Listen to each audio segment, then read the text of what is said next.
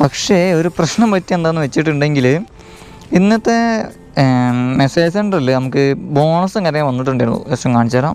Bonus അവിടെ Wednesday monsoon bonus. Okay, ഇതാ Wednesday നമുക്ക് ഡിന്നർ പീക്കിന് 25 രൂപ കാണിച്ചു. അതേപോലെ തന്നെ ലഞ്ച് പീക്കിന് 20 രൂപയും കാണിച്ചു.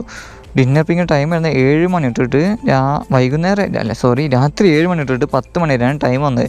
അതിനകത്ത് ഒരു ഓർഡർ എടുക്കുമ്പോൾ നമുക്ക് 25 രൂപയാണ് കാട്ടിയിട്ടുള്ളത്. പക്ഷേ സമയം ഇപ്പോൾ 8:15 ഈ ഒരു ടൈമിൽ ആ ഓർഡർ ഡെലിവറി ചെയ്തിട്ടും എനിക്ക് എമൗണ്ട് കിട്ടിയിട്ടില്ല. അപ്പം ഞാൻ ഓർഡർ എടുത്തിട്ടുള്ളത് 7:30ക്കാണ് എൻ്റെ ഓർഡർ വന്നിട്ടുള്ളത്. അപ്പോൾ സാധാരണ കിട്ടേണ്ടതാണ്, എന്താ അറിയില്ല.